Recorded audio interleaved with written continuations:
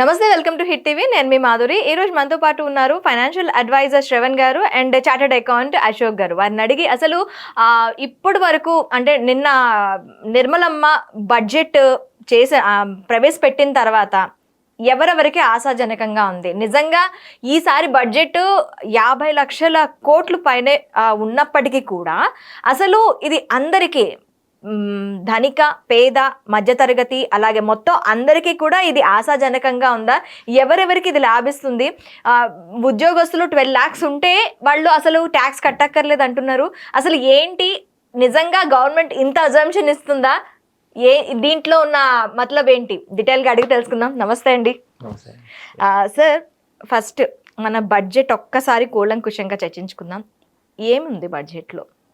So budget మీరు అన్నట్లు it is around 50 lakhs crore, highest ever presented. So it is in line with మన growing economy ఏదైతే ఉందో, so దానికి in line ఉంది. So whatever budget presented.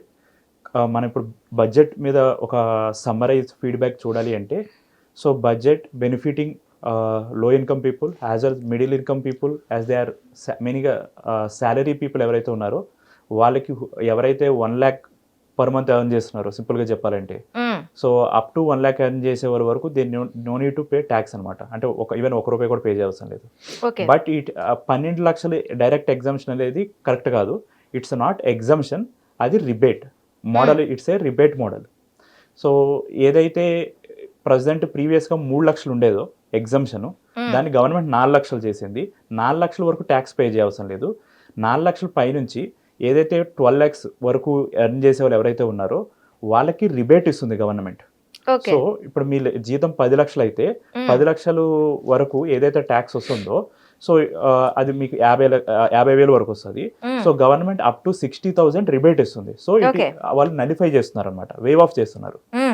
So దానివల్ల ఏంటి అంటే మీ టోటల్ ట్యాక్స్ పే చేయాల్సింది 0 అవుతుంది.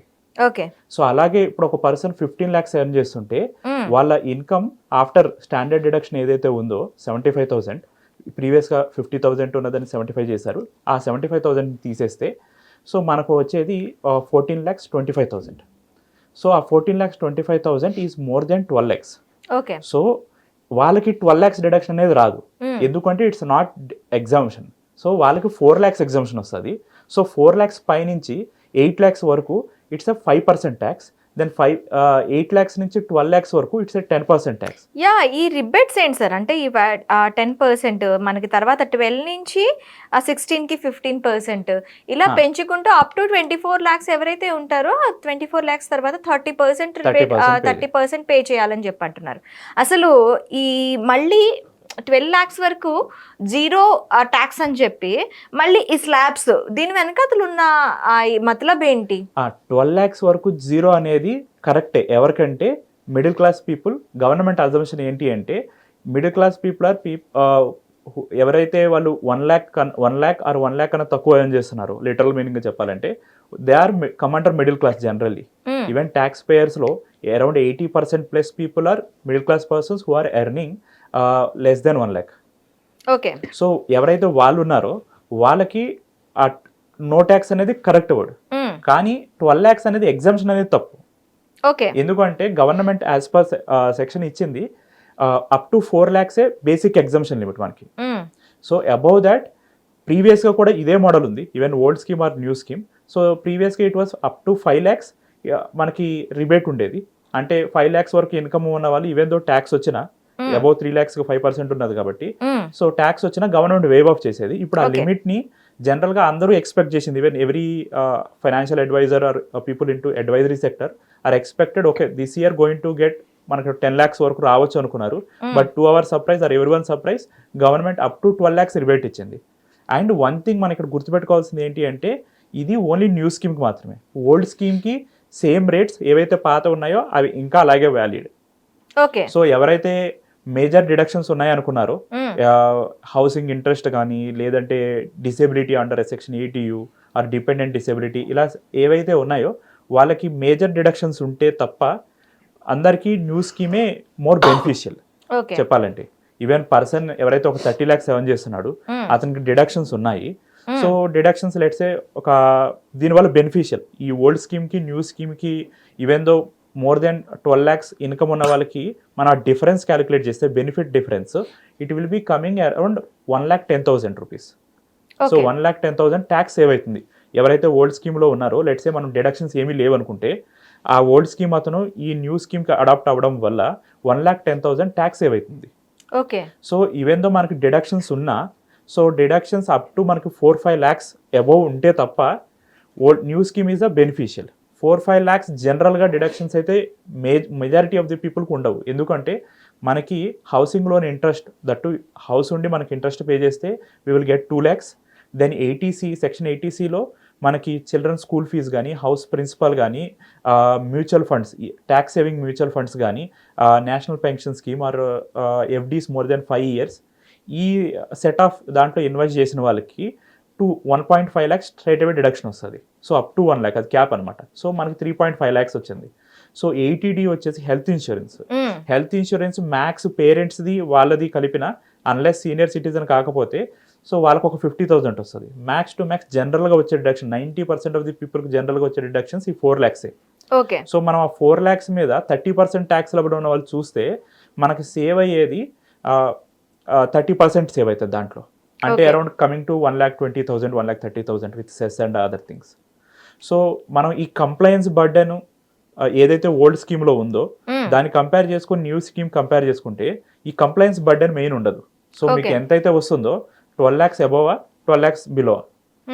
లిటరల్గా చెప్పాలి అంటే 12,75,000 above are 12,75,000 below.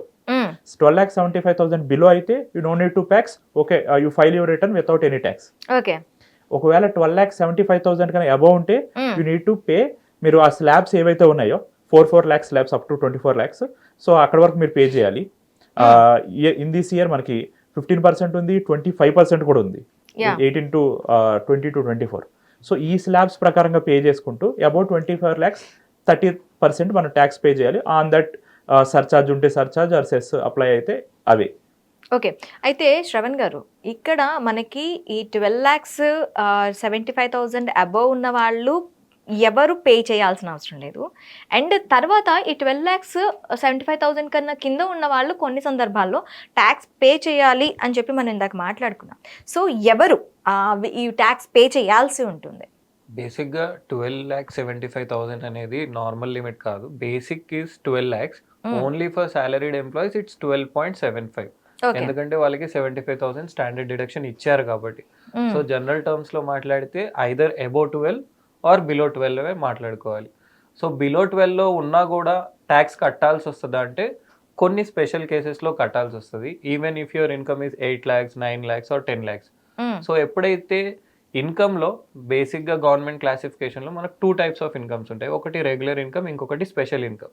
So regular అంటే మనకు తెలుసు శాలరీ కానీ, ఒక బిజినెస్ కానీ, ఒక ఇంట్రెస్ట్ ఇన్కమ్ కానీ అలాగా. అవి కాకుండా స్పెషల్ ఇన్కమ్స్ అంటే మీరు ఏదైనా క్యాపిటల్ గెయిన్స్ అంటే ల్యాండ్ సేల్ చేసినా, లేదా మీరు స్పెక్యులేషన్కి రిలేటెడ్ బిజినెస్లు ఏమైనా చేసినా, ఇలాంటి స్పెషల్ ఇన్కమ్స్ రిలేటెడ్లో ఏదైనా ట్రాన్సాక్షన్స్ చేసి ఏదైనా ఇన్కమ్ వస్తే వాటికి ఈ 12 lakhs లిమిట్ అనేది వర్తించదు. సో అప్పుడు మీ ఇన్కమ్ 6 lakhs ఉన్నా కూడా దాని ఒక నార్మల్ కేటగిరీగానే ట్రీట్ చేసి మీరు బేసిక్ స్లాబ్స్ ప్రకారమే కట్టాలి. అప్పుడు మీకు మళ్ళీ టూ ఆప్షన్స్ ఉంటాయి, ఓల్డా న్యూవా అని చెప్పేసి. ఓల్డ్లో న్యూలో డిఫరెన్స్ ఏంటి అంటే, ఓల్డ్లో మీకు కొన్ని డిడక్షన్స్కి, ఇందాక అశోక్ గారు అన్నట్టు కొన్ని సేవింగ్స్కి మీకు ఆపర్చునిటీస్ ఉంటాయి. న్యూలో మీకు అదేమీ ఉండదు. సో మరి ఏది బెనిఫిటబుల్ అంటే, if you have savings then you can opt for old regime. If you do not have savings you can go for new regime. Because new రెజిమ్లో సేవింగ్స్ పట్టించుకోవట్లేదు కాబట్టి, లేదా సేవింగ్స్ని కన్సిడర్ చేయట్లేదు కాబట్టి గవర్నమెంట్ అనేది లెసర్ రేట్ ఆఫ్ ట్యాక్సేషన్లోకి వచ్చింది. ఒక చిన్న క్లాసిక్ ఎగ్జాంపుల్ ఏంటంటే, మీకు ఓల్డ్ ట్యాక్స్ రెజిమ్లో 10 lakhs అబోవ్ 1 rupee ఇన్కమ్ ఉన్నా కూడా వాట్ ఎవర్ ఎంతైతే 10 lakhsకి అబోవ్, ఇప్పుడు ఒక 11 lakhs ఉంది, సో ఆ ఎక్స్ట్రా 1 lakh మీద 30% ట్యాక్స్ పడుతుంది ఓల్డ్ రెజిమ్లో. Okay. But when you come to new regime, now even ఇందాక మీరు చూసినట్టు రీసెంట్ మోడిఫికేషన్స్లో from 8 to 12 lakhs it's only around 10%. So అంత 20% సేవింగ్ జరిగిపోతుంది ట్యాక్సెస్లో. సో డైరెక్ట్గా అమౌంట్ మిగిలిపోదు, అంత అమౌంట్లో 20% ఆఫ్ ద ట్యాక్స్ అమౌంట్ మనకి సేవ్ అయిపోతుంది. ఓకే. 1 lakhలో 20% ఆఫ్ అమౌంట్ మాత్రమే మనకి మిగులుతుంది. సో ఇక్కడ నా క్వశ్చన్ ఏంటంటే, ఇప్పుడు నేను పాత ఓల్డ్ సమరీ ఉంది, ఓల్డ్ రెజ్యూమ్ ఉంది, న్యూ రెజ్యూమ్ ఉంది. ఈ ఓల్డ్ రెజ్యూమేకి నేను అంటే ఇక్కడ నాకు చాయిస్ ఈజ్ మైనా, నేను ఓల్డ్ రెజ్యూమే ప్రకారం ట్యాక్స్ చేస్తాను, ఇంకా మనకు అది రద్దు కాలేదు, ఇంకా దాని గురించి ఏమీ మాట్లాడలేదు, అనౌన్స్ చేయలేదు, ఇప్పుడు కొత్త రెజ్యూమే వచ్చింది, దీన్ని నేను ఫాలో అవ్వాల్సి ఉంటుందా, లేదంటే ఆ ఓల్డ్ రెజ్యూమేనే నేను ఫాలో అవ్వాల్సి ఉంటుందా? దీంట్లో మీకు 2 క్లాసిఫికేషన్స్ ఉన్నాయి. అంటే అన్లెస్ ఇప్పుడు నిన్న అనౌన్స్మెంట్ ప్రకారం న్యూ ట్యాక్స్ బిల్ ఏదైతే నెక్స్ట్ వీక్ ఇంట్రడ్యూస్ చేయాల్సి ఉందో అది చేయనంత వరకు ప్రజెంట్ ఉన్న సిచ్యువేషన్ లో అయితే 2 కేటగిరీస్ ఆఫ్ ట్యాక్స్ పేయర్స్ గా చూస్తారు. ఒకటి సాలరీడ్, రెండోది నాన్ సాలరీడ్. సాలరీడ్ పర్సన్స్ కి ఎవ్రీ ఇయర్ ఆప్షన్ చూస్ చేసుకునే ఛాన్స్ ఉంది. అంటే ఒక సంవత్సరం ఓల్డ్లో, ఒక సంవత్సరం న్యూలో, ఇంకొక సంవత్సరం మళ్ళీ ఓల్డ్లో, అలా ఫ్లిప్ అవ్వడానికి సాలరీడ్ పర్సన్స్ కి ఛాన్స్ ఉంది. But when you consider the second sector, non salaried class of tax payers, they don't have option. వాళ్ళు ఓల్డ్ లో ఉంటారు, ఒక్కసారి న్యూ కి వెళ్తే ఇంకా వాళ్ళు కంటిన్యూస్ గా న్యూ లో ఉండాలనేదే రూల్. ప్రజెంట్ ఇంకా ఇన్ డెప్త్ లో వెళ్తే స్పెసిఫిక్ క్లాసిఫికేషన్స్ కి కొన్ని ఏమైనా మారచ్చు కానీ, బట్ ఓవరాల్ గా చూస్తే ఓన్లీ సాలరీడ్ పర్సన్స్ కి ఎవ్రీ ఇయర్ ఆ డిసిషన్ తీసుకునే ఛాన్స్ ఉంది. నాన్ సాలరీడ్ క్లాస్ కి ఆ ఛాన్స్ లేదు. ఓకే, ఇంకా బడ్జెట్లో మనం ఇంకా ఈ ఫైనాన్షియల్ ప్లానింగ్ గురించి తర్వాత మాట్లాడదాము. ఇంకా బడ్జెట్లో మనకి ఇంకా ఆశాజనకంగా ఉండే అంశాలు ఏమున్నాయి సార్? సో ఈసారి బడ్జెట్ అయితే జనరల్గా అన్ని సెక్టార్స్లో కూడా ఎవరైతే ఎంప్లాయ్మెంట్ ఉందో, అది డైరెక్ట్ ఎంప్లాయ్మెంట్ అవ్వండి కానీ ఇండైరెక్ట్ ఎంప్లాయ్మెంట్ అవ్వండి, అంటే త్రూ అగ్రికల్చర్ కానీ ఎంఎస్ఎంఈ సెక్టర్, ఇప్పుడు ఈ బడ్జెట్లో తీసుకుంటే focus is more on agriculture and MSME sectors and exports. So అగ్రికల్చర్లో కూడా దే హ్యావ్ స్పెసిఫికలీ వాళ్ళు చెప్పారనమాట. ఇప్పుడు పల్సెస్ కానీ 6 year మిషన్ ఉంది పల్సెస్కి. సో పల్సెస్లో మనం సెల్ఫ్ సస్టైన్ అవ్వాలనేసి, ఇది మోర్ బెనిఫిషియల్ టు మన తెలుగు స్టేట్స్ కూడా one of the leading producers in pulses Telugu states. So ఇది మనకి బెనిఫిషియల్. సేమ్ వే బీహార్లో మకానా మిషన్ బోర్డు పెడుతున్నారు యాక్చువల్గా. సో మకానా మనకి ఫుల్ మకానా ఏదైతే ఉందో it is getting global recognition across. So ఆ సెక్టార్ని వాళ్ళు పెంచడానికి మకానా బోర్డు పెడుతున్నారు బీహార్లో. అలాగే మనకి ప్రతి సెక్టర్లో కూడా హై ఈల్డ్ సీడ్స్ని ప్రొడ్యూస్ చేయడానికి అండ్ సపోర్ట్ చేయడానికి గవర్నమెంట్ కూడా మోర్ ఇన్వెస్ట్మెంట్ కానీ ఫోకస్ పెట్టింది ఈ బడ్జెట్లో. సో అది పల్సెస్ కానివ్వండి, ఏవైతే మనకి వాణిజ్య పంటలు దట్టు ఆ సీడ్స్ కూడా మనకి వాటర్ రెసిస్టెంట్ సీడ్స్ని ప్రొడ్యూస్ చేయడానికి, లైక్ ఇట్ కానీ మనకి పెస్టిసైడ్స్ కానీ లేదంటే ఇలాంటి ఏమో అవసరం ఎక్కువ లేకుండా, అలాగే మన టెంపరేచర్ ఆర్ ఎన్వైరన్మెంట్ అవసరం లేకుండా ఈల్డ్ కూడా ఎక్కువ ప్రొడ్యూస్ చేసే సీడ్స్ మీద ఈ బడ్జెట్ లో ఫోకస్ పెట్టారనమాట. ఓకే, అంటే ఇప్పుడు ఆ టైప్ ఆఫ్ సీడ్స్ కి ఏంటి రిబేట్ కానీ లేదంటే డిస్కౌంట్ కానీ గవర్నమెంట్ యాక్చువల్ గా ప్రొడక్షన్ కానీ సప్లై చైన్ బేసిక్ గా ఎవరైతే ప్రొడ్యూస్ చేస్తున్నారో వాళ్ళే కాకుండా అవి ఫార్మర్స్ కి అందేలాగా గవర్నమెంట్ విల్ డూ అనమాట. Okay, government middle of the partner గా ఆ సప్లై చైన్ లో ఉన్న వాళ్ళు ఎవరైతే ఉన్నారో they will help either through loans కానీ, అసలు ఆ ప్రొడక్షన్ కి ఇండియాలో ఇన్నోవేషన్ సెంటర్స్ ఉన్నాయా లేదా అవి సెటప్ చేయడం కానీ, త్రూ ఇక్రిసాట్ ఇలాంటివి ఉన్నాయి కదా ఏవైతే క్రాప్స్ మీద రీసెర్చ్ చేసేవి, వాళ్ళకి ఫండింగ్ ఇచ్చి ఎంకరేజ్ చేయడానికి అనమాట బేసిక్గా. సో దట్ ఇండియాలో ఈల్డ్ పెరుగుతుంది, అలాగే ఫార్మర్స్ కూడా రెవెన్యూ పెరుగుతుంది. ఓకే, సో ఈ టైప్ ఆఫ్ దాని మీద ఎక్కువ ఫోకస్ చేశారు. అండ్ ఇండియాలో మనకి పిఎల్ఐ స్కీమ్ ఉండేది, ఇంకా they are still encouraging PLI scheme for semiconductors, ఇవి సెక్టర్ గ్రోత్కి they are encouraging. But PLI investment encourage చేసినా కూడా వాళ్ళు ఎక్స్పెక్ట్ చేసిన ఎంప్లాయ్మెంట్ జనరేట్ కాలేదు త్రూ పిఎల్ఎస్, ఎందుకంటే అది మేజర్గా క్యాపిటల్ ఇన్వెస్ట్మెంట్. ఓకే, సో అందుకని మనకి మేజర్ ఎంప్లాయ్మెంట్ జనరేట్ అయ్యేది after agriculture, it's MSME sector. Okay, so government already previous budgets లో కూడా ఒక్కసారి ఎంఎస్ఎంఈ సెక్టర్ కి వెళ్లే ముందు ఇప్పుడు ఒక రైతు ఇది ఉంది, యాన్యువల్ ఇన్కమ్ 12 lakhs దాటిన తర్వాత ఉంది, వాళ్ళకి ఏమైనా రిబేట్ కానీ లేకపోతే అగ్రికల్చర్ ఇన్కమ్ స్టిల్ ఇండియాలో ఎగ్జామ్టెడ్, దాని మీద వాళ్ళు ఏమీ టచ్ చేయలేదు. So agriculture income is as per old taxes only, like no change in the agriculture income point of view. Okay, so agriculture income ఏదైతే ఇప్పటికి ఏవైతే ట్యాక్స్ నడుస్తుందో స్టిల్ ఈ బడ్జెట్ లో కూడా same agriculture income is not taxable. అది only tax ఏవైతే వస్తాయో వాళ్ళకి మాత్రమే ఆ 12 lakhs లిమిట్ ట్యాక్స్ ఆంబిట్ లో ట్యాక్సిబుల్ ఇన్కమ్ లోకి. అగ్రికల్చర్ ఇన్కమ్ అనేది first of all taxable income కాదు, it's exempted income by default. So ఒకవేళ బిజినెస్ పర్సన్ మళ్ళీ బిజినెస్ ఇన్కమ్ అగ్రికల్చర్ ఇన్కమ్ రెండు ఉంటే there is a clubbing and different calculation ఉంది, maybe దాని గురించి మనం సపరేట్ ఏమైనా డిస్కస్ చేయొచ్చు going forward. But agriculture income as of now it's a zero tax. Okay, అయితే ఇక్కడ మనకి ఎంఎస్ఎంఈస్కి ఎలాంటి గ్రోత్ ఫ్యాక్టర్ ఉంటుంది? సో ఎంఎస్ఎంఈస్కి ఫస్ట్ థింగ్, జనరల్గా ఎంఎస్ఎంఈకి ఆల్రెడీ ఉదయం రిజిస్ట్రేషన్స్ అని గవర్నమెంట్ స్టార్ట్ చేసింది. సో దాట్ వాళ్ళకి సపోర్ట్ క్రెడిట్ ఫెసిలిటీస్ కానీ, లోన్స్, టర్మ్స్ లోన్స్ కానీ, ఇవన్నీ ఫెసిలిటీస్ ఆల్రెడీ ఉన్నాయి. సో మెయిన్ థింగ్ వాళ్ళు ఈ ఎంఎస్ఎంఈ సెక్టర్ని ఎక్స్పాండ్ చేయడానికి ఏవైతే ఎంఎస్ఎంఈ డెఫినేషన్లో లిమిట్స్ ఉన్నాయో మైక్రో, స్మాల్, మీడియం సెక్టర్స్కి ఈ లిమిట్స్ని వాళ్ళు పెంచారనమాట. ఓకే, సో మెయిన్ ఆ లిమిట్స్ పెంచడంతోనే ఎవరైతే ప్రీవియస్గా ఆ లిమిట్స్కి ఎలిజిబుల్ కాదు, ఇప్పుడు ఒక పర్సన్ ప్రీవియస్గా 100 crores ఉంటే he is not eligible for small sector. So ఇప్పుడు ఆ 100 crores ఇంక్రీజ్ చేయడం వల్ల now he become a MSME player. So ఎంఎస్ఎంఈకి వాళ్ళు ఎవరైనా సప్లై ఎక్స్పోర్ట్ చేసినా they will have separate schemes, credit guarantee schemes they have.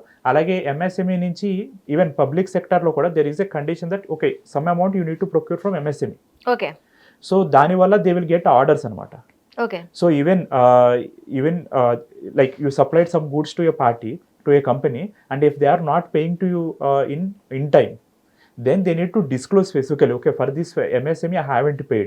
So that's a non-compliance for the company side అనమాట. Okay, so ఇలాంటి guarantees కానీ benefits కానీ ఎంఎస్ఎంఈకి ఉన్నాయి. So that government ఎప్పుడైతే ఈ యాంబిట్ని ఎక్స్పాండ్ చేసిందో సో దట్ మెనీ ప్లేయర్స్ దీంట్లోకి వస్తారు, సో దట్ అందరూ బెనిఫిట్ పొందుతారు. సో దట్ వాళ్ళు ఫ్యూచర్లో ఏంటి అంటే ఎంప్లాయ్మెంట్ ఇంకా ఇంక్రీజ్ చేయగలుగుతారు. ఎందుకంటే ఎంఎస్ఎంఈ గ్రో అయితే దాంట్లో ఎంప్లాయ్మెంట్ రిక్వైర్మెంట్ ఎక్కువ పెరుగుతుంది. సో దట్ పీపుల్ ఎవరైతే స్మాల్ అండ్ మీడియం క్లాస్లో ఉన్నారో వాళ్ళకి మెయిన్ బెనిఫిట్ ఉంటుంది అనమాట. ఇది ఈ ఎంఎస్ఎంఈస్ ఇప్పుడు పబ్లిక్ సెక్టార్ గా ఉంచుతారా లేదంటే ప్రైవేట్ సెక్టార్ గా? ప్రైవేట్ సెక్టర్ అండి, MSME is a private sector entities only. So ఎవరైతే ఉన్నారో ఈవెన్ స్మాల్ చిన్న మ్యానుఫ్యాక్చరింగ్ యూనిట్ తీసుకుంటే let's a paper plates manufacturing ఉంది. So it's a micro entity. So 1 or 2 persons ఉంటారు. సో దాంట్లో వాళ్ళు పనిచేయడానికి so they will people hire చేసుకుంటారు కదా వాళ్ళ చుట్టుపక్కల వాళ్ళని. So all these are even though వాళ్ళు ప్రైవేట్ ప్లేయర్స్ అయినా, ఎవరైతే వాళ్ళు ఓన్గా స్టార్ట్ చేసినా కానీ లేదంటే ప్రైవేట్ కంపెనీలు అయినా కానీ, వాళ్ళు ఎప్పుడైతే ఆ టర్న్ ఓవర్ ఆ లిమిట్స్ దాటదో వాళ్ళందరూ ఎంఎస్ఎంఈలోకే వస్తారు, micro, small and medium enterprises. So వీళ్ళకి క్రెడిట్ గ్యారంటీస్ కానీ, లోన్స్ కానీ, ఇప్పుడు ఈ స్కీమ్లో యాక్చువల్గా ఎంఎస్ఎంఈస్కి క్రెడిట్ కార్డ్ సిస్టమ్ కూడా ఇంప్లిమెంట్ చేస్తుంది గవర్నమెంట్ గోయింగ్ ఫార్వర్డ్. సో ఇవన్నీ అడిషనల్ బెనిఫిట్స్ అనమాట. ఈవెన్ ఏవైతే రిజిస్ట్రేషన్ ఉందో, ఎంఎస్ఎంఈ రిజిస్ట్రేషన్ ఉందో, వాళ్ళకి government is supporting for even technological empowerment also, website development కానీ వీటికి కూడా గవర్నమెంట్ ఈజ్ సపోర్టింగ్. అది ఇన్ ఉదయం registration there are multiple benefits across. Interest rebates కూడా, ఇంట్రెస్ట్ రిబేట్ ఉంటుంది. అండ్ దేర్ ఆర్ ఇంకా ప్రయారిటీ సెక్టర్స్ కూడా ఉన్నాయి ఎంఎస్ఎంఈలో. సో వాళ్ళకి లోన్ అప్లై చేసుకున్నప్పుడు క్వికర్ ప్రాసెస్ ఉంది, ముద్రా లోన్ స్కీమ్ ఉంది. సో ఈ ఎంఎస్ఎంఈ రిజిస్ట్రేషన్ అనేది చాలా హెల్ప్ అవుతుంది యాక్చువల్గా. It's a real thing that is helping. So అందుకని వాళ్ళు కూడా ఆ యాంబిట్ని పెంచారు. సో దట్ మల్టిపుల్ ఎంటిటీస్ ఏవైతే ఆర్గనైజేషన్స్ ఉన్నాయో వాళ్ళందరూ కవర్ అవుతారు, చిన్న ఆర్గనైజేషన్స్ ఏవైతే ఉన్నాయి. సో అది ఎంఎస్ఎంఈ సెక్టర్ మెయిన్ అనమాట. ఓకే, మేజర్లీ మీకు ఎంఎస్ఎంఈ అంటే ఒక లేబర్ ఇంటెన్సివ్ సెక్టర్ అని అనుకోవచ్చు.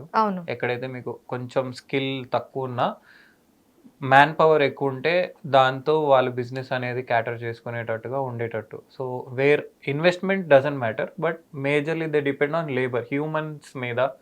ఇప్పుడు సార్ అన్నట్టు పేపర్ మ్యానుఫ్యాక్చరింగ్ అన్నారు, లేదా పేపర్ ప్లేట్ మ్యానుఫ్యాక్చరింగ్ అన్నారు, అక్కడ మీకు స్కిల్ ఎక్కువ అవసరం లేదు, but people should be there to manage it because it's a mechanical process.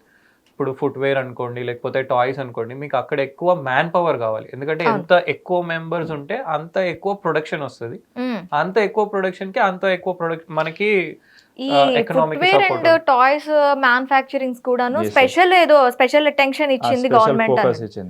So toys మనం తీసుకుంటే టాయ్స్ లో ప్రీవియస్ గా ఈవెన్ దో మనం ఇంపోర్ట్ అయితే తగ్గింది టాయ్స్ లో ప్రీవియస్ గా compare to last 5 years or 10 years. మనం ఇంపోర్ట్ చేసుకునేది ప్రీవియస్ బడ్జెట్స్లో ఎంకరేజ్మెంట్ వల్ల ఇంపోర్ట్ అయితే తగ్గింది. బట్ ఇంకా ప్రతి రీజనల్ నుంచి కూడా మనకి ఆంధ్రప్రదేశ్లో చూస్తే Kondapalli toys are famous. So ఇలాంటి లోకల్ బేస్డ్ టాయ్స్ని కూడా ఎంకరేజ్ చేయడానికి they bought in the schemes. So మనకి గోయింగ్ ఫార్వర్డ్ రూల్స్ కూడా రిలీజ్ చేస్తారు వాటికి. So how they can impact అనేసి మనకు తెలుస్తుంది. బట్ ప్రజెంట్ అయితే they have specifically focused on leather, local leather కానీ, ప్లాంట్ బేస్డ్ లెదర్ కానీ, అండ్ లెదర్ మేడ్ ప్రొడక్ట్స్, వాటి మార్కెటైజేషన్ మీద, supply chain, whole supply chain మీద. అండ్ అలాగే టాయ్స్లో కూడా మన రీజనల్ ప్రొడక్ట్స్ని మార్కెటైజ్ చేయడానికి, government is bringing multiple boards and this supply chain అనమాట. ఓకే. సో అలాగే మనం ఇంకొక సెక్టార్ చూస్తే యాక్చువల్గా ఈ బడ్జెట్లో ఒక మెయిన్ థింగ్ చెప్పాల్సింది ఏంటి అంటే, నాట్ ఓన్లీ మన ఇన్సైడ్ ఇండియా ఇన్ఫ్లుయెన్సే కాదు, అంటే పబ్లిక్ ఇన్కమే కానీ ఇవన్నీ కాకుండా వెస్టర్న్ వరల్డ్ కానీ నైబరింగ్ కంట్రీస్లో మనకి జరుగుతున్న గ్లోబల్ యాక్టివిటీ, ఏఐలో అడ్వాన్స్మెంట్స్ కానీ, చైనాలో ఏఐ అడ్వాన్స్మెంట్స్ వచ్చినాయి. సో రీసెంట్గా చైనా మీరు వినే ఉంటారు, డీప్ సీక్ ఇంప్లిమెంటేషన్ వల్ల లైక్ యుఎస్ స్టాక్ మార్కెట్ మొత్తం they lost $1 billion. So AI. So even దాని మీద ఫోకస్ చేయడానికి గవర్నమెంట్ స్పెసిఫిక్గా ఇన్నోవేటివ్ స్టార్టప్స్కి 10,000 crores హైయెస్ట్ ఎవర్ ఫర్ అంటే స్పెసిఫిక్ ఈ AI ని బేస్ చేసుకొని ఎవరైతే స్టార్టప్స్ ని చేస్తారో వాళ్ళకి డీప్ టెక్ తీసుకోండి. డీప్ టెక్ అంటే బేసిక్గా ఏఎంఎల్, ఎన్ఎల్పి అనేసి ఈ ఏవైతే ఫోకస్డ్ టెక్నాలజీస్ ఉన్నాయో వీటిలో రీసెర్చ్ కానీ, ఇన్నోవేషన్ కానీ, దాని మీద ప్రొడక్ట్స్ చేయడం కానీ, వీటి మీద ఫోకస్ చేయడానికి జనరల్ స్టార్టప్స్కి అయితే ఇన్నోవేటివ్ స్టార్టప్స్కి government has given 10,000 crores specific allocation. So దాంట్లోనే మళ్ళీ డీప్ టెక్ ఫోకస్డ్ ఫండ్ అనేసి ఉంది. మళ్ళీ దాంట్లో they will specifically allocating for deep tech. Deep tech are more or less AML, machine learning, natural language processing and vision services, multiple things. So ఇది యాక్చువల్గా innovative ప్రోగ్రెస్కి this one of the leading factor. అయితే ఇంకా మనం education sector, IITs and health care సెక్టార్లో తీసుకున్నట్లయితే వీటికి కూడా హ్యూజ్ ఇచ్చేసింది. అంటే ఎక్కువగా ఈసారి నాకు బడ్జెట్లో ఏం కనిపించింది అంటే మెడికల్ సెక్టార్ని బాగా ఎంకరేజ్ చేసినట్టు అనిపించింది. ఎందుకంటే 10,000 సీట్స్ మెడికల్ సీట్స్ కానీ, 200 యూనిట్స్ ఆఫ్ క్యాన్సర్ ఇవి కానీ, దీన్ని ఎట్లా చూడాలి అంటారు? మెడికల్ సెక్టార్ని ఇంప్రూవ్ చేయటానికి అనుకోవచ్చా? లేదు అంటే ఇప్పుడు ఉన్న మెడికల్ సెక్టార్ ఏదైతే ఉందో, చాలా మెడికల్ సెక్టార్స్ ఉన్నాయి ఇప్పటికీ, మనకి హ్యూజ్ పీపుల్ రిలీవ్ అవుతున్నారు. ఒక 2 lakhs people I thought relieve అవుతున్నారు ఎవ్రీ. మళ్ళీ ఇంకొక 10,000 సీట్స్ పెంచారు. దీన్ని ఎలా చూడాలంటారు? అంటే ఒక మ్యాసివ్ అవుట్ బ్రేక్ వచ్చినప్పుడే ఇలాంటి వాటి బెనిఫిట్స్ మీకు ఎక్కువ కనిపిస్తాయి. నార్మల్గా చూస్తే more seats for more education and more availability is a general class. But now once you see Covid లాంటి సిచ్యువేషన్ వచ్చినప్పుడు మనం నార్మల్గా వీడియోస్లో చూసాం, many of the countries they were keeping patients on the road. So now doctor availability is more important. Treatment చేయాలంటే doctor availability ఉండాలి. So మన statistics చూసుకుంటే మెడిసిన్ రిలేటెడ్లో మనకి లాస్ట్ 10 yearsగా బేసిక్గా ఈ గవర్నమెంట్ బేసిక్గా కాన్సన్ట్రేట్ చేసి సీట్స్ పెంచి so that doctors shall be available to the people అని చెప్పేసి వాళ్ళు స్పెసిఫిక్గా డిఫరెంట్ ప్రోగ్రామ్స్ ద్వారా ముందుకు వచ్చారు. లైక్ మీకు మెడికల్ ఇన్స్టిట్యూషన్స్ అనుకోండి, లేకపోతే ఈ సీట్స్ అనుకోండి, ఇవి స్పెసిఫిక్గా కావాలని ఇంక్రీజ్ చేశారు. సో దట్ ఈ ట్రీట్మెంట్స్ అనేది ఏదైనా డాక్టర్ రిలేటెడ్ సెక్టర్లో పీపుల్కి ఆ సర్వీస్ అందాలని చెప్పేసి. దాంతోపాటు ఇప్పుడు ఈవెన్ ఐఐటి సెక్టర్స్లో కూడా మళ్ళీ ఎగ్జిస్టింగ్ ఐఐటీస్కి సీట్ కెపాసిటీ పెంచేశారు ఒక 50,000 వరకు, అండ్ కొత్తగా ఇన్స్టిట్యూషన్స్ కూడా లాంచ్ చేశారు. సో ఈ రెండింట్లో కూడా ఇంకా మ్యాన్ పవర్ ఎక్కువ ఉంటే కంట్రీకి ప్రోగ్రెసివ్నెస్కి యూజ్ అవుతుంది అని చెప్పేసి ఆ ఓపెనింగ్స్ అనేవి క్రియేట్ చేస్తున్నారు. సో వీ స్టిల్, అంటే మీరు అన్నారు ఇప్పుడు ఇందాక already 2 lakh people are coming out అని. So how many will go into practice, how many will go into a job structure, how many will relocate to another country? There is no hospitals కదా, government sector లో hospitals ని కూడా పెంచాలి కదా. Only cancer units ఇచ్చింది 200. మిగతా వాటిలో cancer specific గా ఎందుకు వచ్చిందంటే India is one of cancer places లో India is one of the leading country. So దానికి ఎక్కడికక్కడ, ఎందుకంటే క్యాన్సర్ లో మెయిన్ ప్రాబ్లం ఏంటి అంటే early detection is the main thing. So అది లేకే మెయిన్ క్యాన్సర్తో డెత్ రేట్ పెరుగుతుంది ఇండియాలో. అవును. సో ఆ ఎర్లీ డిటెక్షన్ కోసమే ఎవ్రీ డిస్ట్రిక్ట్ హాస్పిటల్లో they are going to put a cancer care centre. So that's the major thing యాక్చువల్గా. So that early detection will be there, so that patients will be cured. అలాగే ఇంకా బడ్జెట్లో they specifically mention not only in with respect to medicine and health care, with technology they want to adapt across medical centres. So this is the one of the key point. And IITs కానీ మీరు మెడిసిన్లో కానీ seat expansion చూస్తే India whatever Viksit Bharat we're saying for 2047. So we're మనం ఏదైతే growth expect చేస్తున్నామో ఆ గ్రోత్కి we need that many seats, people coming out of those premier institutes or people coming out of medical because మనకి medical side చూస్తే day by day people మనకి obesity rate కానీ new diseases కానీ day by day పెరుగుతూనే ఉన్నాయి కానీ తగ్గట్లేదు.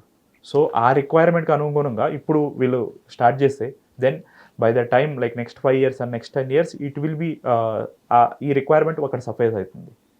అలాగే మనం టెక్నాలజీ వైజ్ చూస్తే India is the one of the key role across globe. So మనకి IITs are the key are backbone to the country. So people coming out of IITs మనకి ఎంతమైతే ఎక్కువ మంది ఉంటారో సో మన కంట్రీ గ్రోత్ కూడా అంతే ఎక్కువ ఉంటుంది అనేది ఒక క్లాసిక్ ఎగ్జాంపుల్ అనమాట. ఓకే, సో ఇంకా మనకి ఇక్కడ డ్రగ్స్ మీద కూడాను 36 డ్రగ్స్ మీద మనకి అజంప్షన్ ఇచ్చింది, కస్టమ్ డ్యూటీని కంప్లీట్ గా తీసేసింది. అలాగే న్యూక్లియర్ ఎనర్జీ మిషన్స్ కి సంబంధించి కూడాను అనౌన్స్మెంట్ ఇది కూడా గ్లోబల్ ఫ్యాక్టరే, వన్ ఆఫ్ ది గ్లోబల్ ఫ్యాక్టరే. మీరు ట్రంప్ ఎలక్ట్ అయిన తర్వాత చూసుంటారు, they are pushing for nuclear energy, nuclear clean energy rather. So in line with that ఇంకా మనకి ఇండియాకి 100 GW టార్గెట్ కూడా ఉంది ప్రీవియస్ బడ్జెట్స్ నుంచి కూడా. సో అది మెట్ అవ్వాలి అంటే so this budget they specifically given medium reactors కానీ స్మాల్ న్యూక్లియర్ ప్లాంట్ సెటప్కి this is the starting stepping stone this budget. 2033 వరకు టార్గెట్ గా తీసుకుని 5 ఇండిజినస్ న్యూక్లియర్ ప్లాంట్స్ పెట్టాలనేసి. Okay, present only 3% energy production ఉంది, దాన్ని ఇంకా ఇంక్రీజ్ చేసి గ్లోబల్ ఫ్యాక్టర్స్ తోటి మనకి ఎఫెక్ట్ అవ్వకుండా చూసుకోవడానికి. ఎందుకంటే any country energy safeguard is the main thing. ఇప్పుడు మనం బేసిక్గా పవర్ చూస్తే coal dependent country. Okay, and fuel వచ్చేసి జనరల్గా మనం imported fuel, majority of our fuel like crude oil కానీ ఏదైనా. So nuclear energy will safeguard the country because even coal కూడా we're in a state we're importing from Australia and other countries. So ఎప్పుడైతే if in case if something breaks out and these people are not going to we are not able to in a position to import this, so then what is the situation of the country? So that's where nuclear energy comes in place, and that too EV sector పెరుగుతుంది, so energy need కూడా పెరుగుతుంది same way. So అది కూడా nuclear energy అనేది దాన్ని set of చేస్తుంది. అయితే ఈ మైనింగ్ సెక్టర్, దీనికి కూడాను ఈ బడ్జెట్ లో మెయిన్ గా కీ ఎలిమెంట్స్ అండ్ మైనింగ్ కి బడ్జెట్ కూడా ఫోకస్ చేసింది. They haven't clearly mentioned which sectors and what the areas, but maybe going forward they are going to give out the clarifications on specific mining areas. But conservative mining is one thing, and also technology implementation. Everywhere they mentioned that technology has to be adopted everywhere. Okay, అయితే ఇప్పుడు కంప్లీట్గా budget మీద అయితే ఒక అవగాహన అంటూ వచ్చింది. Every సెక్టర్ని అయితే టచ్ చేశారు, ఎక్కడ ఏది వదలకుండా.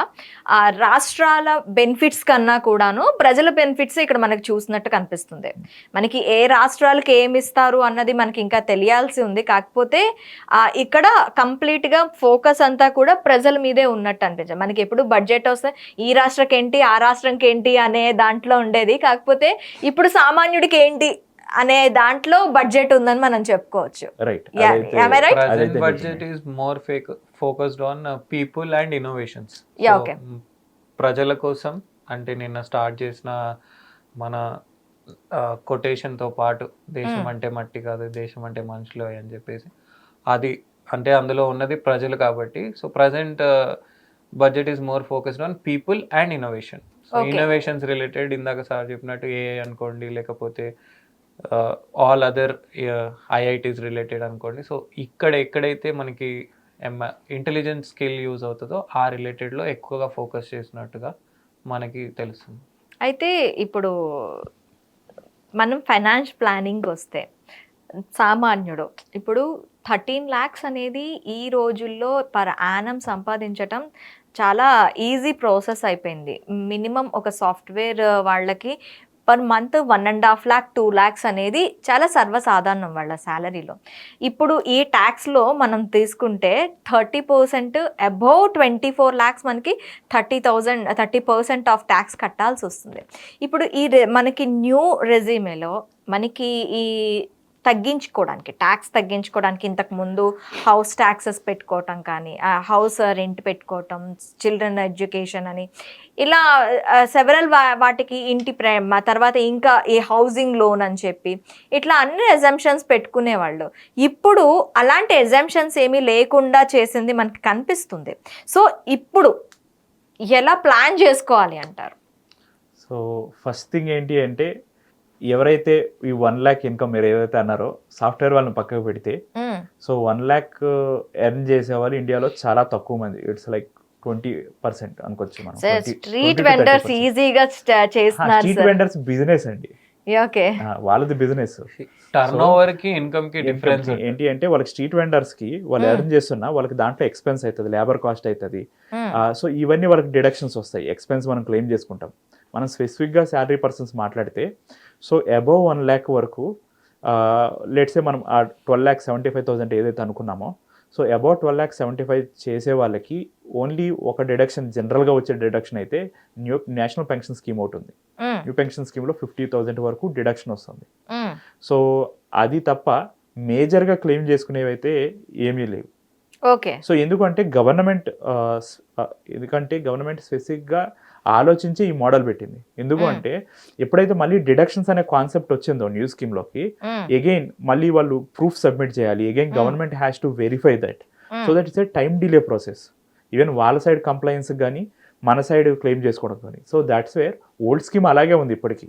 సో ఎవరైనా ట్యాక్స్ ప్లానింగ్ చేసుకోవాలి అనుకుంటే, ప్రీవియస్గా చూస్తే లాస్ట్ 4 yearsలో there is no major change in the income tax. Here and there 25,000 standard deduction ఇవి కాకుండా మేజర్ చేంజ్ లేదు. సో న్యూ స్కీమ్ అనేది బెనిఫిషియల్ అయ్యేది కాదు ఎవరికి.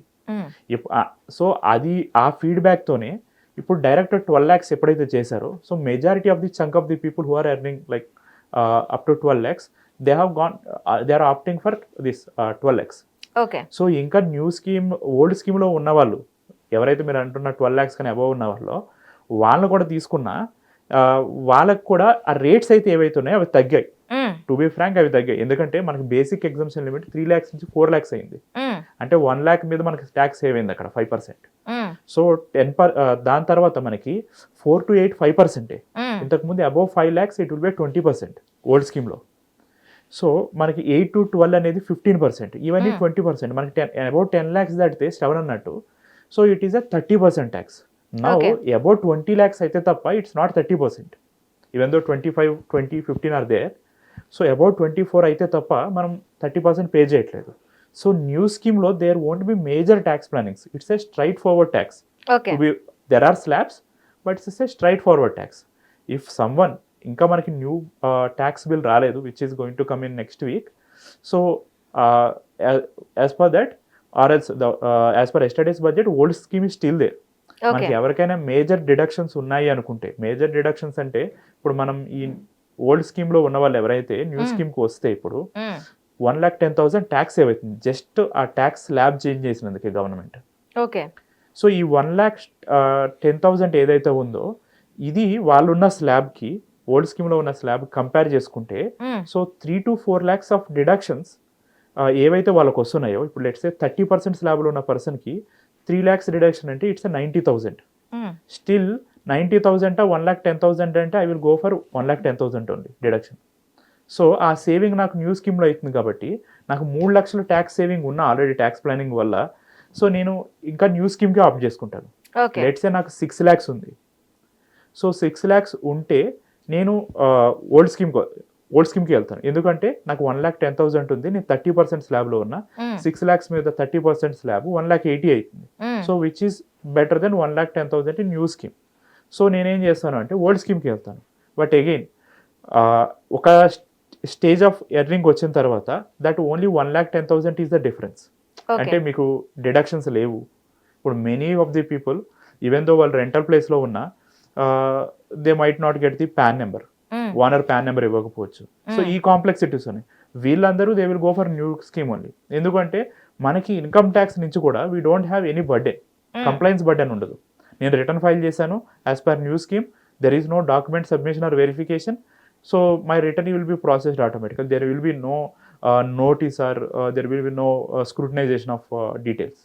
అదే ఓల్డ్ స్కీమ్లో చూస్తే ఇప్పుడు నేను ఇంట్రెస్ట్ క్లెయిమ్ చేస్తున్నాను, దెన్ మనం కంపెనీకి సబ్మిట్ చేసేటప్పుడే ఈ మంత్లో కానీ జనరల్గా జనవరిలో ఆ డిసెంబర్లో పీపుల్ ఎవరైతే డిక్లరేషన్ సబ్మిట్ చేసేవాళ్ళో, ఇప్పుడు మేము ఇంట్రెస్ట్ క్లెయిమ్ చేస్తున్నానంటే బ్యాంక్ నుంచి సర్టిఫికేట్ సబ్మిట్ చేయాలి. అలాగే రెంట్ క్లెయిమ్ చేస్తున్నానంటే రెంటల్ డీడ్ కానీ రెంటల్ రిసీట్స్ కానీ సబ్మిట్ చేయాలి. అండ్ ఎవరైతే కంపెనీ ఉందో they need to check that. And అలాగే మనం ఫైల్ చేసిన తర్వాత even income tax department will give a depending on their random percentage or sample percentage, they will issue the notices to check the documents. Okay. So అప్పుడు కూడా మనం డిపార్ట్మెంట్కి అవి submit చేయాలి. Then they will verify in different angles whether your submitting correct proofs or not. Okay. ఎందుకంటే forged proofs అవ్వచ్చు or fake proofs అవ్వచ్చు. So in that case మీరు లాస్ట్ ఇయర్ చూసుంటే there were many notices to the people last assessment ఇయర్లో or last ఈ financial ఇయర్లో. ఎందుకు అంటే అందరూ there was a like case happened, so people are claim like fake deductions అనమాట. ఇవేంటంటే లిమిట్లెస్ ఫేక్ డిడక్షన్స్ క్లెయిమ్ చేసేసారు, ఎందుకంటే ప్రీవియస్గా చెకింగ్ లేదు కాబట్టి. సో ఎప్పుడైతే లాస్ట్ ఇయర్ నోటీసెస్ వచ్చాయో many people, even people who interacted with me or who touch with me, so even they got the notices. ఎందుకంటే వాళ్ళు ఫేక్ క్లెయిమ్ చేసేసారు. సో ఫేక్ క్లెయిమ్ చేయడం వల్ల ఏమైంది, ఇప్పుడు మళ్ళీ వాళ్ళు రివైజ్ రేట్ని వేయాలి. అవును. ఓకే. సో ప్రీవియస్గా అంత అవేర్నెస్ ఇలాంటివన్నీ లేకుండా, ఏమీ లేకుండా, హెడేక్ లేకుండా 12 lakhs ఏదైతే ఉందో వాటిని ఎగ్జంప్షన్ రిబేట్ ఇస్తున్నారు, not exemption. Exactly. Okay. So 2 things మనం ఇక్కడ క్లియర్గా అర్థం చేసుకోవాలి. ఒకటి, ఓల్డ్ స్కీమ్ ఇంకా ఉంది, ఈ ఏదైతే న్యూ ట్యాక్స్ ఏదైతే ఉంది ఇది ఓన్లీ న్యూ స్కీమ్. అండ్ మనకి 4 lakhs ఎగ్జంప్షన్ న్యూ స్కీమ్ లో, up to 12 lakhs rebate. Okay. ఈ 2 things మనం గుర్తుపెట్టుకోవాలి ఎవరైనా. ఓకే. నాకు ఇంకొక డౌట్ శ్రవణ్ గారు, మనకి ఇప్పుడు నాకు ఒక 30 lakhs వస్తుందండి. నేను ఇప్పుడు అప్ టు 24 lakhs వరకు నేను 24 lakhs తర్వాత నుంచి నేను 30% కట్టాలి ట్యాక్స్. చాలామంది ఆలోచిస్తూ ఉంటారు ఈ 24 lakhs తర్వాత, ఈ 24 lakhs బిలో ఏదైతే ఉందో నేను 25% కట్టచ్చు అని ఆలోచిస్తుంటారు. 24 అయితే ఆఫ్టర్ 24 lakhs తర్వాత నేను ఈ 30% ఆఫ్ ట్యాక్స్ కట్టాలా, లేకపోతే ఈ 24 lakhsకి నేను 25% అంటే 23,09,999 రూపీస్కి నేను ఏదైతే ఆ 25% కడతానో ఆ 25% కట్టాల్సి ఉంటుందా అప్ టు ఈ లిమిట్ వరకు? ఆ తర్వాత ఈ దీనికి 30% దీనికి యాడ్ ఆన్ అవుతుందా? అసలు ఏంటి ఈ మతలబ్ ఏంటి? అసలు 30 lakhsకి నేను 30% కట్టాల్సి ఉంటుందా, లేకపోతే ఈ స్లాబ్స్ ను చూసుకుంటూ ఈ స్లాబ్స్ ని డిపెండ్ అయ్యి వెళ్ళాల్సి ఉంటుందా? బేసిక్లీ ఇప్పుడు మీరు అన్నట్టు ఒకవేళ 24 lakhs ఎబో ఉంటే 30% అంటే సింగిల్ గా ఒక లైన్ లో ఇచ్చేస్తారు. 24 lakhs ఎబో ఉంటే 30% కట్టండి. But when government is clearly mentioning slabs, that means first your income, me income ఏదైతే ఉందో అది క్లియర్ గా ఆ స్లాబ్స్ లో ఇన్కార్పొరేట్ చేస్తారు. సో ఫర్ ఎగ్జాంపుల్ ఒక 20 lakhs ఇన్కమ్ ఉంది అనుకుందాం. ఇన్కమ్ ఉంటే 0 to 4 lakhs, 4 to 8 lakhs, 8 to 12, 12 to 16 and 16 to 20. ఒకవేళ 18 ఉంది అనుకోండి 16 to 18 అనే రాస్తారు. సో అంటే మీ ఇన్కమ్ ని ఆ స్లాబ్స్ లో ఇన్కార్పొరేట్ చేసిన తర్వాత ప్రతి స్లాబ్ కి ఎంత, ఇప్పుడు 4 to 8 lakhs కి 5% ట్యాక్స్ ఉంది. 4 to 8 lakhs అంటే ఒక 4 lakhs, 4 lakhs into 5% 20,000. 8 to 12 lakhs 10% ఉంది. సో 8 to 12 lakhs ఇంకొక 4 lakhs. ఫస్ట్ 4 lakhs కి 5% పడింది, సెకండ్ 4 lakhs కి 10% పడింది. సో అప్పుడు ఒక 40,000 ట్యాక్స్ అవుతుంది. సో అలా స్లాబ్స్ ప్రకారం వస్తే ఒక 20 lakhs ఉన్న వారికి న్యూ రెజిమ్ లో అప్రాక్సిమేట్లీ 2 lakh rupees ట్యాక్స్ వస్తుంది. ఓకే. ఇదే సిచ్యువేషన్ ఇందాక మీరు ఎగ్జామ్షన్స్ కి కూడా అడిగినప్పుడు, ఒకవేళ ఎవరికైనా 20 lakhs ఇన్కమ్ ఉండి సార్ అన్నట్టు ఒక 4 లక్షల రూపాయలు ఎగ్జామ్షన్స్ ఉన్నాయి. ఎగ్జామ్షన్స్ అంటే మీరు హౌస్ రెంట్ అలవెన్స్ అనుకోండి, లేకపోతే ఏటీసీలో life insurance premium, income tax, school fee deductions అలాంటివి తీసేస్తే మిగతా 16 లక్షల మీద ఓల్డ్ ట్యాక్స్ రేట్ ప్రకారం క్యాలిక్యులేట్ చేయాలి. సో ఓల్డ్ లో ఇప్పుడు 20 - 4 16 మీద క్యాలిక్యులేట్ చేస్తారు. 16 మీద ఎంత వస్తుంది అంటే అప్రాక్సిమేట్లీ 2,92,500 వస్తుంది. ఇప్పుడు మీరే చెప్పండి ఏది బెనిఫిటబుల్. సో ఎగ్జామ్షన్స్ తీసుకోకున్నా కూడా న్యూ రెజీమ్ లోనే 2 lakhs ట్యాక్స్ వస్తుంది. మీరు 4 lakhs ఎగ్జామ్షన్ క్లెయిమ్ చేసిన తర్వాత కూడా ఒక 20 lakhs ఇన్కమ్ ఉన్న పర్సన్ కి ఓల్డ్ రెజీమ్ లో స్టిల్ 2,92,500 రూపీస్ ట్యాక్స్ వస్తుంది. Okay. So it will differ from case to case. So case కి అది ఎవరి స్పెసిఫికేషన్స్ ని బట్టి, వాళ్ళకి ఎంత డిడక్షన్స్ ఉన్నదనే దాన్ని బట్టి మీకు మారుతుంది. సో నార్మల్ గా ఒకరికి వర్తించిందని మనకు వర్తించదు, వారికి వర్తించలేదని మనకు వర్తించదు అని అనుకోకూడదు. ఓకే, సో అయితే ఇక్కడ ఇంకో డౌట్ సార్ నాకు. చెప్పండి. ఇక్కడ employees and professionals both are getting salary. ప్రొఫెషనల్స్కి వచ్చేది ఎప్పుడు కూడా ప్రొఫెషనల్ ఫీజే అవుతుంది. ఓకే. సో వాళ్ళకి బిజినెస్ ఇన్కమ్ అవుతుంది అది, ఎందుకంటే వాళ్ళు professionals, they are doing the service. ఈ కార్పొరేట్ సెక్టార్స్ లో ఉండే సెక్టార్స్ కానీ ఇప్పుడు ఆడిటర్స్ తీసుకోండి, లేదంటే ట్యాక్స్ అడ్వైజర్స్ ఉన్నారు, వీళ్ళందరూ కూడా ప్రొఫెషనల్ అడ్వైజ్ చేస్తారు. It's a service in the nature of business. Okay. So మనకి ట్యాక్స్ లో కూడా specifically mention income from business are profession. So that's a business category. So వాళ్ళకి స్టిల్ బిజినెస్ ట్యాక్స్ రేట్స్ ఏవైతే ఉన్నాయో అవే అప్లై అవుతాయి. ఒకవేళ వాళ్ళు ప్రెజంప్టివ్ ట్యాక్సేషన్కి వెళ్తే ప్రెజంప్టివ్ ట్యాక్స్ రేట్స్ అప్లై అయితే, నార్మల్ ట్యాక్స్ అయితే నార్మల్ ట్యాక్స్ రేట్స్ అప్లై అవుతాయి. ఈ శాలరీ అనే దానికి మాత్రమే ఇది ఉంది, ఏదైతే మన రిబేట్ ఏవైతే ఉన్నాయో ఇవి ఉన్నాయి. ప్లస్ ఎనీ పర్సన్ వీళ్ళకు కూడా మనకి ఈ రేట్స్ ఏవైతే ఉన్నాయో ఈ రేట్స్ న్యూ స్కీమ్కి వాళ్ళు కూడా వెళ్ళొచ్చు. సో కాకపోతే తను శ్రవణ్ చెప్పినట్టు వాళ్ళకి ఎవరైతే బిజినెస్ రిటర్న్ ఉందో వాళ్ళకి వన్ టైం ఆప్షనే ఉంటుంది. If you are filing new regime, so it continuously new regime, మళ్ళీ బ్యాక్కి రావడానికి ఉండదు. ఓన్లీ శాలరీ పర్సన్స్ ఎవరైతే ఉన్నారో వాళ్ళకి మాత్రమే ఎవ్రీ ఇయర్ ఆప్షన్ ఉంటుంది, న్యూ స్కీమా ఓల్డ్ స్కీమా అని. ఓకే, అది డిఫరెన్స్ అన్నమాట. సో ఇంకా దేని గురించి మనం మాట్లాడుకోవచ్చు ఈ బడ్జెట్ విషయంలో? మేజర్లీ ఇప్పుడు ఇంకొక మిగిలిన one of the two main aspects అంటే, ఒకటి అయితే ఫస్ట్ టైం ఉమెన్ ఆంటర్ప్రినర్స్ కి financial assistance to start their business. ఒక 10,000 crore ఫండ్ లాగా అలా ఇచ్చారు వాళ్ళకి ఫైనాన్షియల్ అసిస్టెన్స్ ఇవ్వడానికి. అండ్ ఇంకొక మేజర్ ప్రజెంట్ జనరేషన్ లో అరైజ్ అయ్యే కన్సర్న్, ఎవరైతే ఆన్లైన్ వర్కర్స్ ఉంటారో, లైక్ ఇప్పుడు జెప్టో, ర్యాపిడో, జొమాటో, స్విగ్గీ, ఇవన్నీ fast moving and present trend కి సంబంధించింది. సో ఇదంతా ఒక అన్ఆర్గనైజ్డ్ సెక్టర్ లాగా ఉంది. సో ఇలాంటి వర్కర్స్ అందరినీ ఒక ఆర్గనైజ్డ్ ప్లాట్ఫామ్ లాగా ఒక సెక్షన్ లోకి తీసుకురావడానికి ఈ శ్రమ్ పోర్టల్ అని ఒకటి చెప్పారు. So may will further see in detail వాళ్ళు ఇచ్చిన తర్వాత. వాళ్ళకి ఏంటంటే ఐడెంటిటీ కార్డ్స్ ప్లస్ ఇన్సూరెన్స్, అంటే వాళ్ళకి వర్క్ రిలేటెడ్ లో ఏదైనా యాక్సిడెంట్స్ జరిగినా ఏం జరిగినా వాళ్ళకి ఇన్సూరెన్స్ రిలేటెడ్ కవర్స్ కూడా అలాంటివి ఇచ్చారు. So one of the two major takeaways where they have covered the first time women entrepreneurs specifically from the SC and ST communities where they will be encouraged more. And each gig workers antaru veelani online workers ni veela meeda kuda first time, I mean this is the very first time they have been very first time. Exactly. వింటూ ఉంటేనే కొత్తగా ఉంది. వాళ్ళకి ఎలాంటి schemes ఇస్తారు, వాళ్ళకి 1 crore వరకు insurance అన్నట్టుగా నోట్ చేశారు. మనం ఇందులోని ఓలా డ్రైవర్స్ వీళ్ళని కూడా మనం చేసుకోవచ్చు. అందరూ వస్తారు. ఎక్కడైతే మీకు ఇప్పటి వరకు రికగ్నిషన్ లేదో లైఫ్ ఇన్సూరెన్స్ అనేది వాళ్ళకి చాలా ఇంపార్టెంట్. సో వాళ్ళకి ఎలాంటి స్కీమ్స్ ఇంకా అది రివీల్ చేయాల్సిందా లేదా చేశారా? దాన్ని చేశారు, బట్ ఫర్దర్ డీటెయిల్స్ అవైటెడ్. ఇంకొక పాయింట్ ఏంటంటే ఈజ్ ఆఫ్ డూయింగ్ బిజినెస్ కింద బేసిక్ గా ఇప్పటి వరకు నార్మల్ గా మార్కెట్ లో ఒక కంప్లైంట్ ఉంటుంది, నేను చేసేది చిన్న బిజినెస్ అంటే నాకు 10-15 రూల్స్, అంటే అసలు ఇన్ని రూల్స్ లో నేను రూల్స్ పాటించాలా బిజినెస్ చేయాలా అని చాలా మంది బిజినెస్ మెన్స్ కి ఒక జనరల్ డౌట్ ఉంటది. ఇది ఏంటంటే రోడ్ సైడ్ వెండర్స్ కి ఎక్కువ. సో దాంట్లో ఏంటంటే ఇప్పుడు జన్ విశ్వాస్ 2.0 అని చెప్పేసి కొత్తగా దాంట్లో ఒక 100 రూల్స్ ఏవైతే పాతవి క్రిమినల్ లాస్ కింద, అంటే చిన్న చిన్న మిస్టేక్స్ ని కూడా క్రిమినల్ యాక్షన్స్ తీసుకునేలాగా జైల్, ఇంప్రిజన్మెంట్ అలాంటి రూల్స్ ని వాటన్నిటి కూడా డీక్రిమినలైజ్ చేసేసి ఒక నార్మల్ పెనాల్టీతో క్లోజ్ అయ్యేలాగా, అంటే ఇంత చిన్నదానికే జైలుకి పంపిస్తారా అనే ఒక పొజిషన్ నుంచి వాటిని డీక్రిమినలైజ్ చేసి నార్మల్ రూల్స్ ఇవి మిస్ అయినందుకు పెనాల్టీ కట్టాలి అన్నట్టుగా మారుస్తున్నారు. సో దీనివల్ల ఏమవుతుందంటే చిన్న చిన్న వెండర్స్ కి ఒక మిస్టేక్ అనేది ఫస్ట్ చేయకూడదు, బట్ ఇన్ కేస్ అయినా చిన్న కూడా చిన్న వెండర్స్ అంటే మనకి ముందుగా స్ట్రీట్ ఫుడే గుర్తొస్తుంది.